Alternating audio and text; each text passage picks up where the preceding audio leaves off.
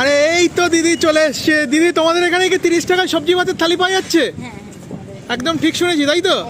বাহ, আমাদের এখানে মাত্র 30 টাকায় সবজি ভাতের থালি পাওয়া যাচ্ছে। এখানে 4 রকমের আইটেম আছে, ডাল, সবজি, আলু চোখা, পাঁপড়। যখন শুরু করেছিলাম তখন 20 টাকা ছিল, তখন শুধু ডাল আর সবজি ছিল। এখন এই পাঁপড় আর আলু চোখাটা অ্যাড করা হয়েছে আর দামটা একটু বাড়ানো হয়েছে। আচ্ছা আচ্ছা আচ্ছা। ফাইনালি কিন্তু আমরা হার্ড ওয়ার্কিং সঙ্গীতাদির হোটেল থেকে নিয়ে নিয়েছি 30 টাকায় ভরপেট খাবার।